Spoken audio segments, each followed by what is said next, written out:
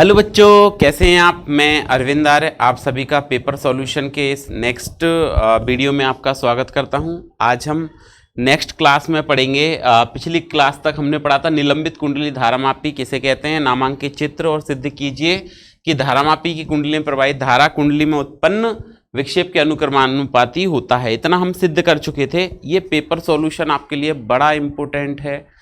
आप इनके क्वेश्चंस धीरे धीरे तैयार करते जाएं तो फाइनली आप देखेंगे कि इनडायरेक्टली आपने काफ़ी कुछ चीज़ें कवर कर ली हैं जो आपके बोर्ड क्लास में आने वाली हैं। इस कारण से ज़रूर इसको प्रॉपर नोट्स बनाएं, अच्छे से तैयार करें, क्योंकि अगर आप इसके प्रॉपर नोट्स बनाएंगे तो क्या होगा, आपके पास ये कम से कम 3 बार हो जाएगा। कोई भी टॉपिक है, जैसे एक बार आपने क्लास में पढ़ा, फिर आपने पेपर सॉल्यूशन देखा, फिर उसके बाद आपने क्या किया, कॉपी में नोट किया, तो वो इनडायरेक्टली 3 बार हो जाएगा, तो आपको याद करने में बड़ी आसानी रहेगी। ठीक है, तो हम स्टार्ट करते हैं नेक्स्ट क्लास में। हेल्महोल्ट्ज़ कुंडली किसे कहते हैं, ये क्वेश्चन आपसे पूछा गया है पेपर में। क्या जो आपका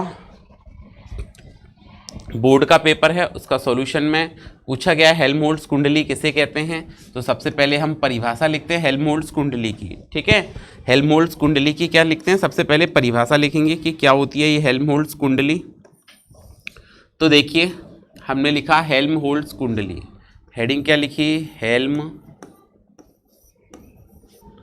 हेल्महोल्ट्ज़ कुंडली, हेल्महोल्ट्ज़ कुंडली। तो आपसे पूछा गया कि हेल्महोल्ट्ज़ कुंडली किसे कहते हैं। सबसे पहले परिभाषा पूछी गई है कि हेल्महोल्ट्ज़ कुंडली होती क्या है, यह हेल्महोल्ट्ज़ कुंडली कहते किसे हैं। तो देखिए, अगर हम इसकी परिभाषा लिखें तो दो समाक्षीय एवं वृत्ताकार कुंडलियां जो एक ही दिशा में धारा को प्रवाहित करती हैं, ठीक है, तथा एक समान चुंबकीय क्षेत्र उत्पन्न करती हैं, उसको हेल्महोल्ट्ज़ कुंडली कहते हैं। क्या हेल्महोल्ट्ज़ कुंडली क्या होती है, दो समाक्षीय तथा वृत्ताकार कुंडलियां, दो समाक्षीय तथा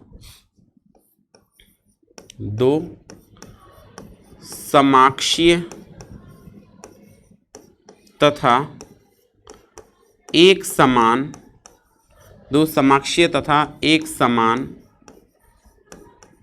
वृत्ताकार कुंडलियां, दो समाक्षीय तथा एक समान वृत्ताकार कुंडलियां जो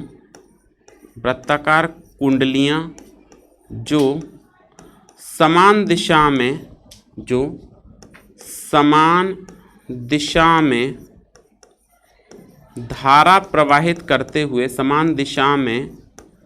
धारा प्रवाहित करते हुए, दो समाक्षीय तथा एक समान वृत्ताकार कुंडलियां जो समान दिशा में समान परिमाण की धारा प्रवाहित करते हुए समान परिमाण की धारा प्रवाहित करते हुए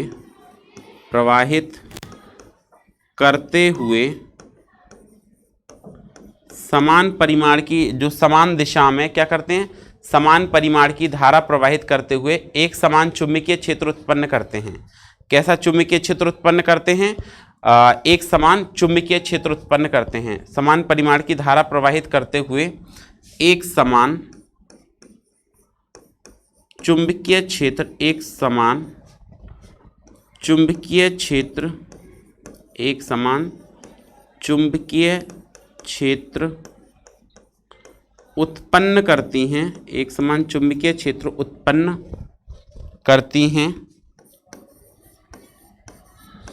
उत्पन्न करती हैं, एक समान चुंबकीय क्षेत्र उत्पन्न करती हैं तथा जिनके केंद्रों के बीच की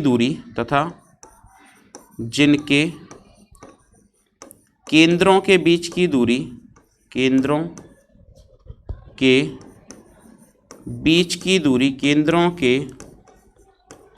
की दूरी उनकी त्रिज्या के बराबर होती है। केंद्रों के बीच की दूरी किसके बराबर होती है, केंद्रों के बीच की दूरी उनकी त्रिज्या के बराबर होती है उसे हेल्महोल्ट्ज़ कुंडली कहते हैं। उसे हेल्महोल्ट्ज़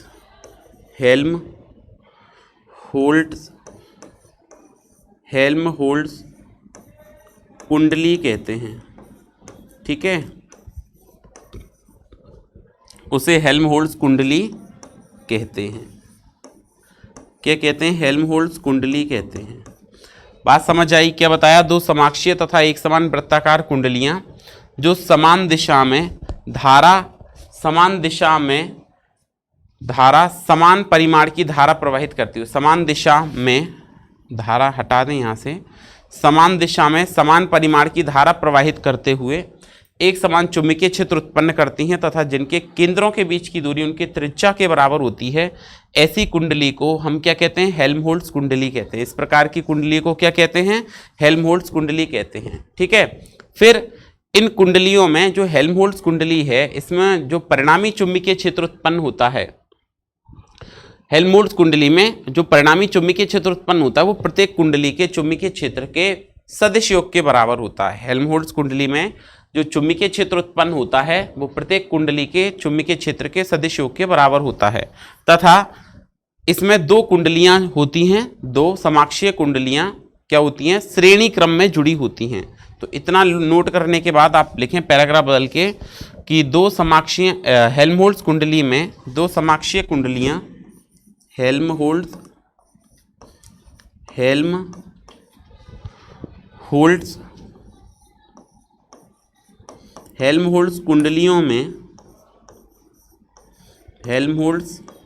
कुंडलियों में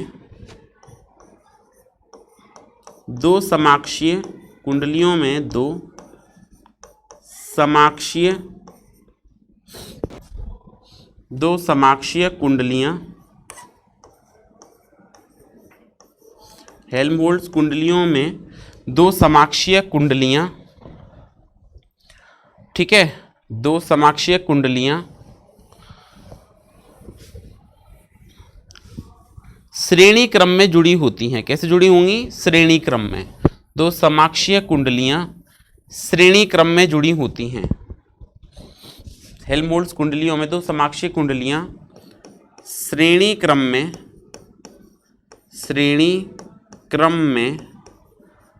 व्यवस्थित होती हैं। श्रेणी क्रम में व्यवस्थित होती हैं। कैसे व्यवस्थित होती हैं? श्रेणी क्रम में।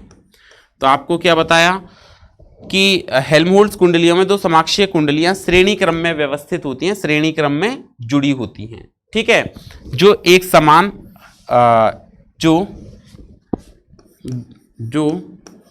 दोनों कुंडलियों के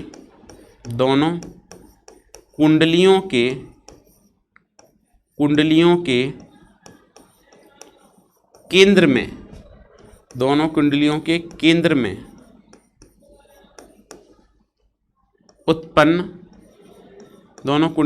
केंद्र में उत्पन्न कुल चुंबकीय क्षेत्र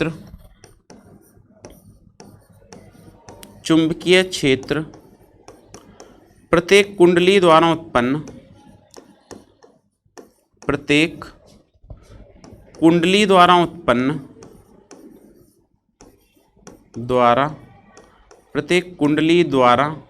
उत्पन्न चुंबकीय क्षेत्र के सदिश योग के बराबर होता है। चुंबकीय क्षेत्र के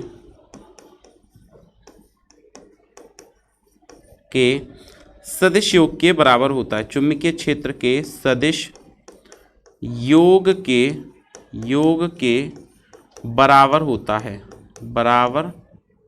प्रत्येक कुंडली द्वारा उत्पन्न चुंबकीय क्षेत्र के सदिश योग के बराबर होता है। ठीक है, तो ये आपकी हेल्महोल्ट्ज़ कुंडली हो गई। आपको एक नंबर में पूछा गया था कि हेल्महोल्ट्ज़ कुंडली किसे कहते हैं। फिर पूछा आवश्यक चित्र बनाइए। ठीक है, तो देखते हैं हम इसके लिए आवश्यक चित्र बनाना है, नेसेसरी डायग्राम बनाना है। किसके लिए? हेल्महोल्ट्ज़ कुंडलियों के लिए।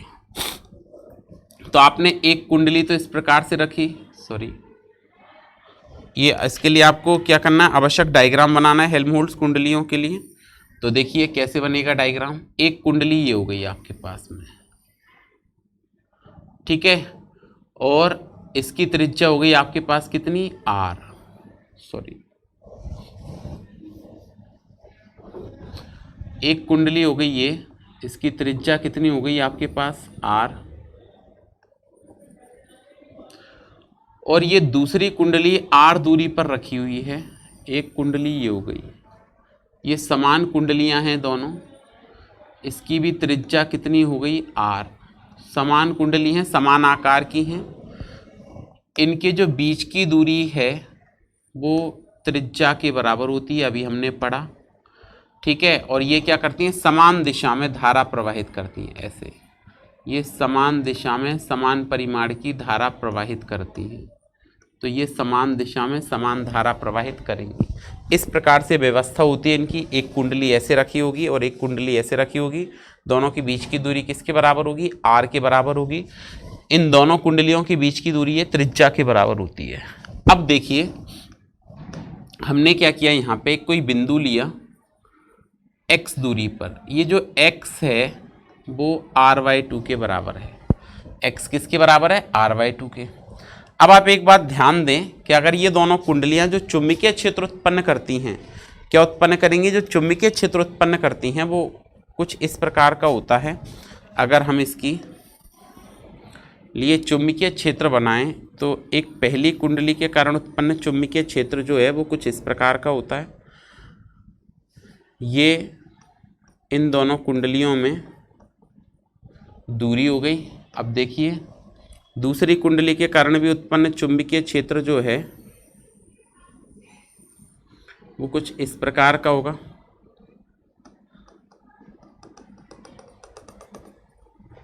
ठीक है। इस प्रकार का ये चुंबकीय क्षेत्र उत्पन्न करेंगे और इनके बीच में इस बिंदु को हम कहते हैं नति परिवर्तन बिंदु। ये मध्य बिंदु होता है, ये क्या कहलाता है, नति परिवर्तन बिंदु। ये है अधिकतम चुंबकीय क्षेत्र पहली के द्वारा उत्पन्न और ये दूसरी के द्वारा उत्पन्न। तो यहाँ पर ये इनका केंद्र हो गया। केंद्र के बाद आपने ये दूरियां ली, ये क्या हो गया, नति परिवर्तन बिंदु, नति या परिणामी चुंबकीय क्षेत्र भी लिख सकते हो। यहाँ पे हम क्या लिखेंगे, ये जो हो गया आपका वो हो गया आपका क्या, परिणामी चुंबकीय क्षेत्र। यहाँ पे परिणामी चुंबकीय क्षेत्र, परिणामी चुंबकीय क्षेत्र, ठीक है। ये पहली कुंडली के कारण उत्पन्न चुंबकीय क्षेत्र है केंद्र पर। पहली कुंडली के कारण, पहली कुंडली के कारण उत्पन्न, पहली कुंडली के कारण उत्पन्न चुंबकीय क्षेत्र,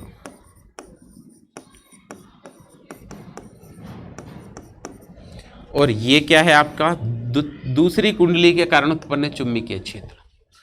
दूसरी कुंडली के कारण, दूसरी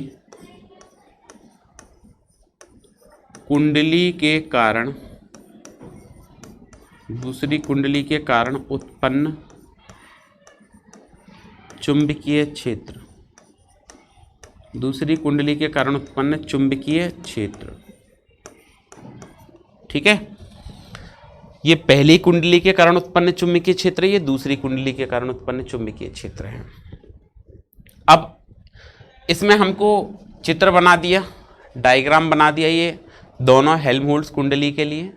अब आपसे पूछा था कि आपको ये सिद्ध करके बताना है कि proof that the value of uniform magnetic field obtained at Helmholtz कुंडली is 2 times two the magnetic field at centre. केंद्र पर उत्पन्न चुंबकीय क्षेत्र के कितने गुना होता है, 1.432 गुना होता है। ऐसा आपको सिद्ध करना है। तो देखिए कैसे सिद्ध करेंगे इसको, इधर ध्यान दें। देखें किसी भी वृत्ताकार कुंडली के अक्ष पर चुंबकीय क्षेत्र की तीव्रता, तो देखिए क्या लिखेंगे, किसी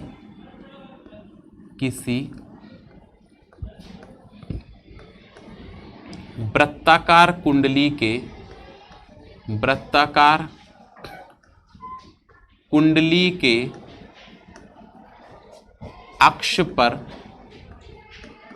के अक्ष पर चुंबकीय क्षेत्र की तीव्रता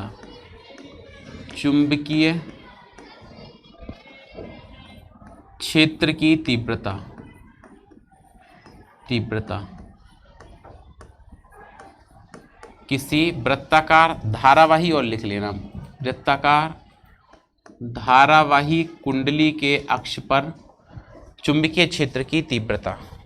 तो ये चुंबकीय क्षेत्र की तीव्रता होती है अक्ष पर, एक्सिस पर, वो होती है mu naught NI R² upon 2R² plus x² की पावर 3/2।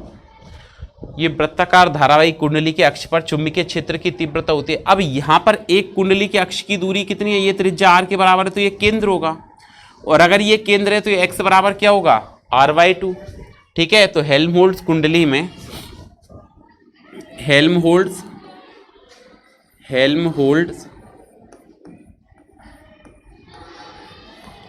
कुंडली में एक कुंडली के अक्ष पर दूरी, एक कुंडली के कारण जो अक्ष पर दूरी है, यहाँ पे परिणामी मध्य बिंदु पर निकालना है हमको, परिणामी इसमें एक कुंडली के हेल्महोल्ट्ज कुंडली में एक कुंडली के अक्ष पर मध्य बिंदु की दूरी, अक्ष पर x बराबर r/2 लिख दें, x बराबर r/2 दूरी पर, ऐसे लिख दें, इस पर r/2 दूरी पर चुंबकीय क्षेत्र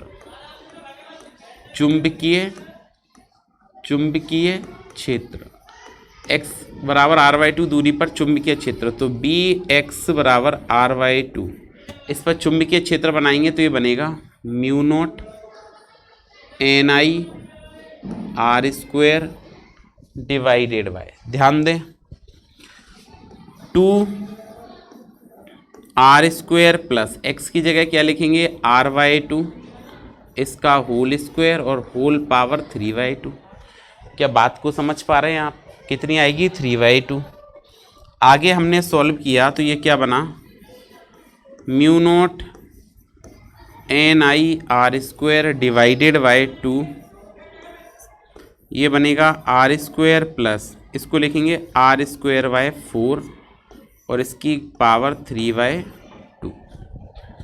हमने फाइनली इसको सॉल्व किया तो Bxr/2 बराबर, ये बनेगा आपका क्या, mu naught NI R² divided by 2, लघुत्तम ले लो, इसका कितना आएगा, 4, तो ये बनेगा 4R² प्लस R² और इसकी होल पावर बनेगी 3/2।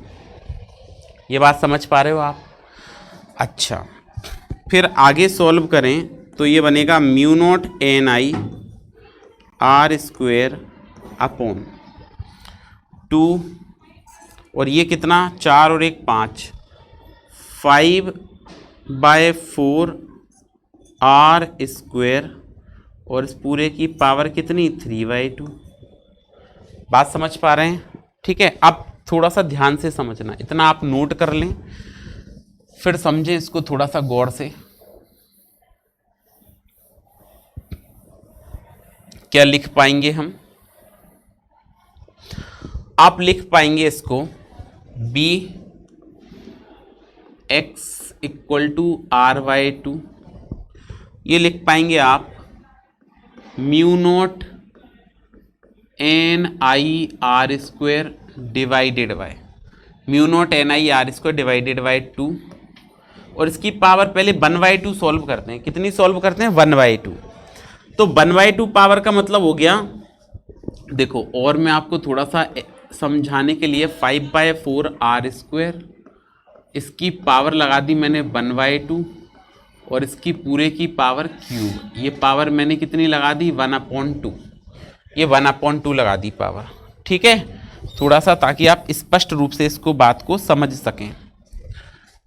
तो देखिए क्या बना ये, B x equal to r/2 बराबर mu naught NI r² divided by 2। 1/2 power को सॉल्व करेंगे तो ये बनेगा √5 अपॉन, इसको 1/2 तो 2 बन जाएगा और r² की जगह r बन जाएगा। इसका क्या करना है, क्यूब। बात समझ पा रहे हैं आप, इसका क्या सॉल्व करना है, क्यूब। तो B x equal to r/2 ये क्या बना, mu naught NI r² divided by 2 और ये बनेगा √5 इंटू √5 इंटू √5 3 बार लिखोगे तो ये बनेगा 5√5 और 2 इंटू 2 इंटू 2 इसको भी 3 बार लिखोगे तो ये बनेगा 8 और यहाँ पे आ जाएगा r³। ये बात आप समझ पाए। अच्छा जी, फिर देखिए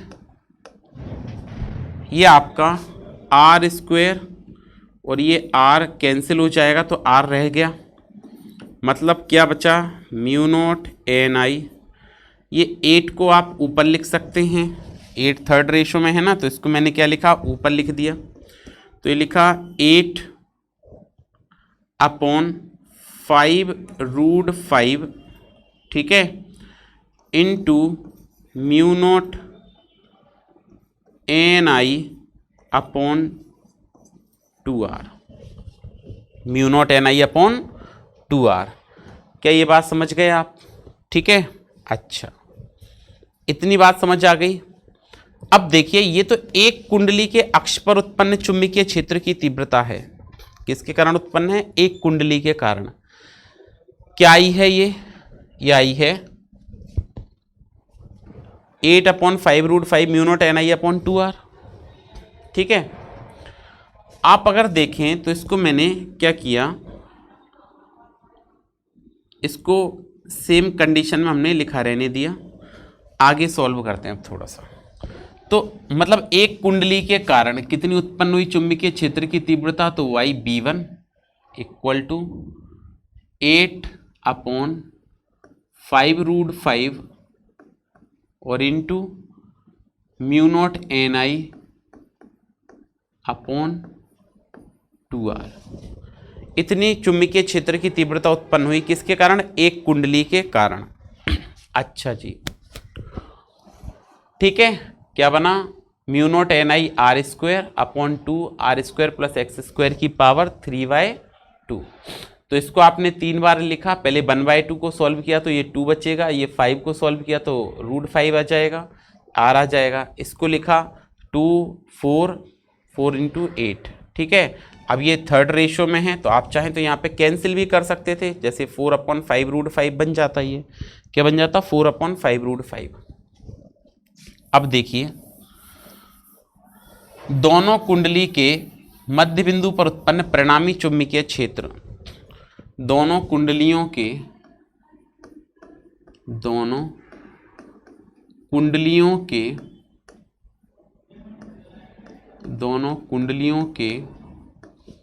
मध्य बिंदु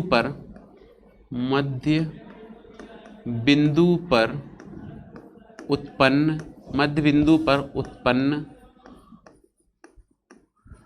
परिणामी चुंबकीय क्षेत्र, परिणामी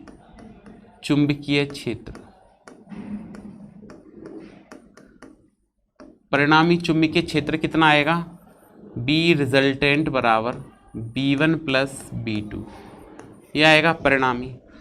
अब आपको पता है कि ये इतना है तो वी नो दैट हमने लिखा B1 का मान रखने पर यह आ जाएगा 8/5√5 mu naught NI upon 2r plus यहाँ पर आएगा 8/5√5, ये भी समान उत्पन्न करेगा क्योंकि ये भी xy2 दूरी है, mu naught NI upon 2r। देखो ये भी x इक्वल टू r/2 है और ये भी x इक्वल टू r/2 है, तो ये दोनों समान होंगे। ऐड कर दें तो परिणामी चुंबकीय क्षेत्र आ जाएगा, r का मतलब परिणामी, रिजल्टेंट, 2 गुना हो जाएगा किसके, 8/5 5√5 mu naught NI upon 2R के। ठीक है, इसका गुणा करें तो 16/5√5 into mu naught NI divided by 2R। Mu naught NI upon 2R क्या होता है? वृत्ताकार कुंडली के केंद्र पर B केंद्र, वृत्ताकार कुंडली के केंद्र पर चुंबकीय क्षेत्र की तीव्रता होती है, वो कितनी होती है? Mu naught NI upon 2R। ठीक है, सो देखिए अगर आप इसको सॉल्व करें तो इसके कारण जो परिणामी चुंबकीय क्षेत्र की तीव्रता आ गई वो 16/5√5 और इंटू B केंद्र। ठीक है, अब √5 की वैल्यू होती है 2.3, कितनी होती है? नियरली 2.3। तो हमने लिखा 16/5 इंटू 2.3 B केंद्र।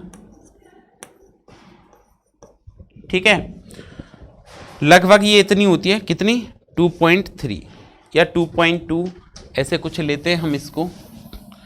आगे देखें तो ये बना आपका परिणामी चुंबकीय क्षेत्र जो बना वो कितना बना? 16/15, 1, 10 और 1 11, 11.5 B केंद्र। ठीक है, अब अगर आप 115 का भाग लगाएंगे किसमें? 160 में, तो पहले तो ये एक बार ही जाएगा, 115 आ गया, ये 5 आ गया। ठीक है, ये आ जाएगा आपका 4 पॉइंट लगाया। ठीक है, तो कितना आ जाएगा? लगभग 4 बार जाएगा। ठीक है, 4 पंजे 20, 2, 4 और 2 6 और 4, 460। मतलब आप अप्रॉक्सीमेट इसको सॉल्व करोगे तो अप्रॉक्सीमेट ये वैल्यू आएगी आपकी सॉल्व करने पर। आप ये वाला स्टेप ना लिखें, डायरेक्ट यहाँ पे लिख दें। ये तो मैंने आपको बताया था, ये आ जाएगा 1.432। आप एग्जैक्ट √5 की वैल्यू 2.2 कुछ ऐसे होती है, तो 1.432 B केंद्र। ऐसे आपका ये परिणामी चुंबकीय क्षेत्र भी सिद्ध हो जाएगा। तो ये आपको सॉल्व करना है किसके लिए? हेल्महोल्ट्ज़ कुंडली के लिए। तो ये सिद्ध हो गया, ये पूछा गया क्वेश्चन था आपसे। ठीक है, हेल्महोल्ट्ज़ कुंडली के लिए। नेक्स्ट आपसे 2 न्यूमेरिकल पूछे गए हैं। पहला पूछा गया है एक ही आवृत्ति की 2 तरंगों के आयाम 2:1 हैं। एक ही आवृत्ति की तरंगें हैं, कितनी तरंगें हैं? 2 तरंगें हैं। आयाम कितने हैं? 2:1 अनुपात में हैं। व्यतिकरण क्षेत्र में कंपनों के महत्व, यहाँ देखें, व्यतिकरण क्षेत्र में कंपनों के महत्तम मतलब न्यूनतम, उच्चतम व न्यूनतम आयामों तथा तीव्रताओं का अनुपात चाहिए। उच्चतम आयाम और न्यूनतम आयामों की तीव्रता और आयामों का अनुपात चाहिए। एक ही आवृत्ति की 2 तरंगों के आयाम दिए हैं। एक ही आवृत्ति की जब 2 तरंगों के आयाम दिए हैं तो देखिए आपको कैसे सॉल्व करना है। क्वेश्चन आप नोट कर लें। ठीक है, एक ही आवृत्ति के 2 तरंगों के आयाम दिए गए हैं। क्वेश्चन नंबर कौन सा है? 18 का पहला भाग है। ठीक है, तो हम इसका सॉल्यूशन देखते हैं। क्वेश्चन नंबर 18 का फर्स्ट पार्ट देखिए कैसे सॉल्व करेंगे। क्वेश्चन नंबर 18 में ये फर्स्ट पार्ट है आपका। उत्तर की बात करें तो 18 का ए पहला भाग है। क्या कहा है? 2 तरंगों के आयामों के अनुपात दिए गए हैं, तो हमने लिखा A1 अनुपात A2 बराबर 2:1। मतलब A1 अपॉन A2 का जो मान है वो 2/1 है। ठीक है, फिर आपसे कहा था maximum and minimum ratio of amplitude. तो आप एक बात ध्यान रखें, आप पढ़ेंगे 12वें चैप्टर में कि जब भी A मैक्सिमम चाहिए, अधिकतम मान चाहिए, तो वो होता है A1 प्लस A2। ठीक है, और जब भी मिनिमम चाहिए, A मिनिमम चाहिए, न्यूनतम चाहिए, तो ये होता है A1 माइनस A2। अब इनका अनुपात चाहिए तो हमने क्या लिखा? अनुपात चाहिए तो हमने क्या लिखा? A maximum upon A minimum.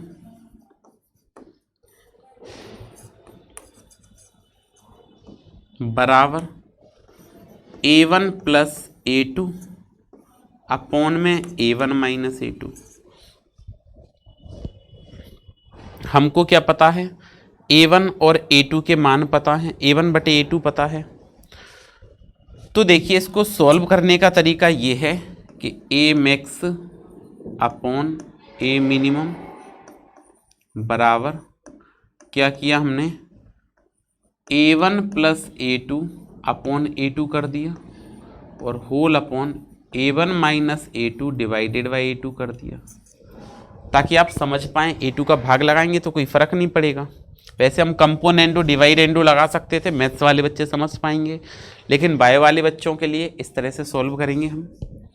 तो देखिए अलग अलग सेपरेट करेंगे तो A1 upon A2 plus A2 upon A2 ये बनना चाहिए, डिवाइडेड बाय क्या आएगा, A1 upon A2 minus A2 upon A2। ये बात समझ पा रहे हैं आप।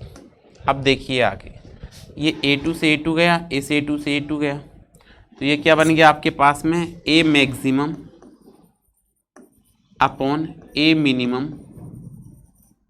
ये मैक्सिमम अपॉन A मिनिमम क्या पूछा था, two wave of same frequency, इनके रेशियो दे गए थे। Find out maximum minimum ratio of amplitude and intensity of vibration within inferring reason. ठीक है, तो डेढ़ नंबर में सॉल्व करना था आपको, A max upon A minimum. अब आप देख सब पाएंगे A1 upon A2 plus 1 divided by A1 upon A2 minus 1। इतना समझ गए, इतना क्लियर हो गया आपको। वैल्यू रख लीजिए, वैल्यू रख के हम जब सॉल्व करेंगे तो देखिए क्या आएगा। इसको हम वैल्यू रख के अगर सॉल्व करेंगे तो ये आएगा A maximum upon A minimum बराबर A1 upon A2। A1 upon A2 क्या है, 2 अपॉन 1 करेंगे तो ये 2 ही आएगा, है ना। तो ये 2 प्लस 1 अपॉन 2 माइनस 1, तो ये आ जाएगा आपका 3/1। मतलब A maximum upon A minimum ये जो होता है वो होता है 3/1। मतलब अनुपात के फॉर्म में लिखें तो आप लिख सकते हैं A maximum ratio A minimum बराबर 3:1। ये आंसर आ गया आपका। कितना आ गया, 3:1। कितना आ गया, 3:1 आ गया इसका आंसर। अब लेकिन आपको तीव्रताओं का अनुपात चाहिए, तो देखिए ये आप यहां लिख लें, A max upon A minimum equal to 3/1। अब आपको सॉल्व करना है यहाँ पे किसको, तीव्रताओं को। किसका अनुपात सॉल्व करना है, तीव्रता का। तो देखिए तीव्रताओं के अनुपात की बात करें तो जो प्रकाश की तीव्रता है वो आयाम के वर्ग के समानुपाती होती है। प्रकाश की तीव्रता किसके समानुपाती होती है, आयामों के वर्ग के समानुपाती होती है। और अगर आयामों के वर्ग के समानुपाती होती है, क्या लिखेंगे, हम जानते हैं कि क्या, प्रकाश की तीव्रता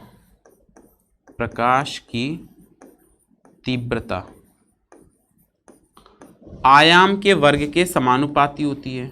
आयाम के वर्ग के समानुपाती होती है। आयाम के वर्ग के समानुपाती होती है।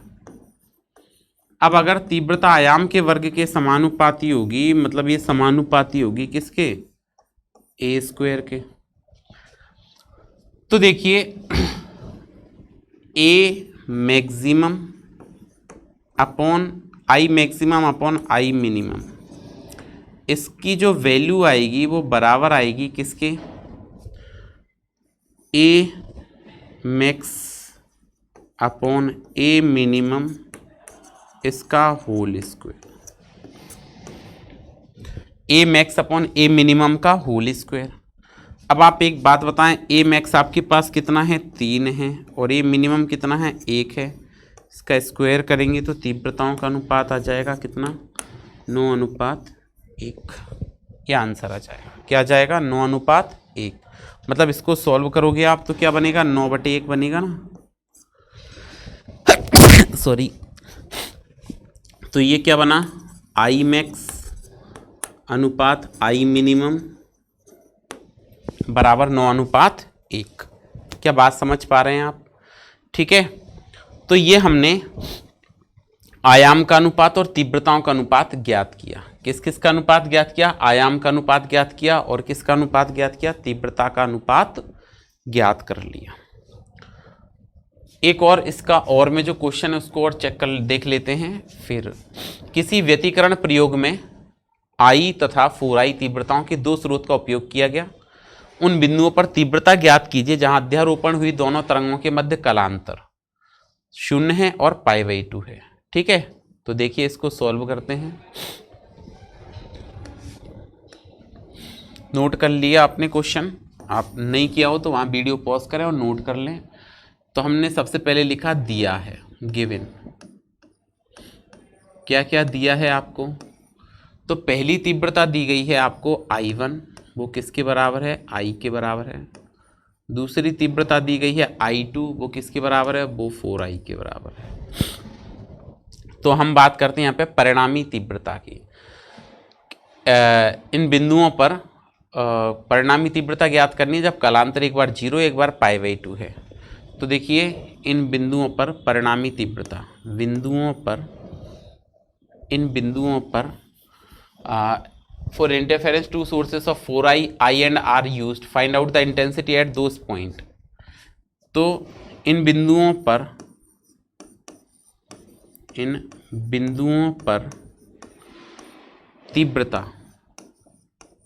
तीव्रता जब दो स्थितियां दी गई हैं। जब पहली में है कलांतर 0 डिग्री, मतलब फाई का मान 0 डिग्री दिया गया है, और दूसरी में फाई का मान दिया गया है आपको कितना π/2। तो देखें परिणामी तीव्रता ज्ञात करें। पहला पॉइंट, जब फाई बराबर 0 डिग्री है तब परिणामी तीव्रता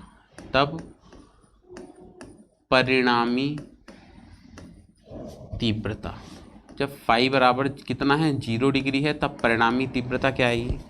तो I रिजल्टेंट बराबर I1 plus I2 plus 2 under I1 I2 cos phi, ये फॉर्मूला होता है। ठीक है, मान रखें तो यह जाएगा I परिणामी I1 कितना है I2 कितना है 4i प्लस 2 रूट I गुणा 4i और cos 0 डिग्री, क्योंकि फाई का मान आपको 0 डिग्री दिया था। तो जब हमने इसका रिजल्टेंट कैलकुलेट किया तो ये बन जाएगा 4i और i 5i हो जाएगा 2, और ये हो जाएगा रूट में 4i स्क्वायर और cos 0 की वैल्यू क्या होगी 1। गुणा करें तो ये बनेगा 5i प्लस 2, रूट सॉल्व करें इसका 4 का रूट 2, i स्क्वायर का रूट सॉल्व किया तो i आ जाएगा। तो ये बनेगा 5i प्लस 4i, मतलब परिणामी कितना आ गया आपके पास में 9i। अब i की वैल्यू है नहीं आपके पास, तो कितना आ गया आपका रिजल्टेंट जो वैल्यू है वो कितनी आ गई 9i आ गई। समझ पा रहे हैं आपको? अच्छा, इसके बाद देखिए ये नोट कर लीजिए। इसके बाद नेक्स्ट पार्ट सॉल्व करते हैं इसका, आपसे जो पूछा गया था। नेक्स्ट पार्ट में क्या पूछा गया था? जब आपको फाई का मान कितना दिया है 90 डिग्री दिया है, तो ये आपका क्या है पार्ट बी है। बी पार्ट है जब फाई बराबर कितना है π/2 है।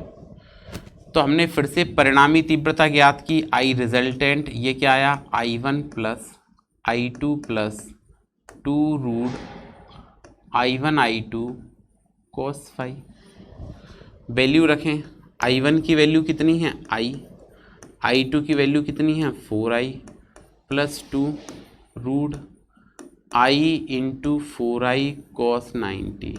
पाई बाई 2 का मतलब कितना cos 90, और cos 90 का मान कितना होता है 0 होता है, तो ये बनेगा I plus 4i plus cos 90 0, तो इसको लिख दें 4i स्क्वायर और cos 90 0, तो इंटू 0। अब जैसे आपने यहाँ पे 0 लिखा तो ये वाला टर्म आपका जो है वो 0 हो जाएगा, तो ये बनेगा I प्लस 4i प्लस 0, मतलब टोटल कितना हो गया आपके पास 5i, और यही आपका आंसर है। बात समझ पा रहे हैं? तो आपको इतना पढ़ के आना है, इसके बाद नेक्स्ट क्लास में हम इसके आगे सॉल्व करेंगे। Thank you.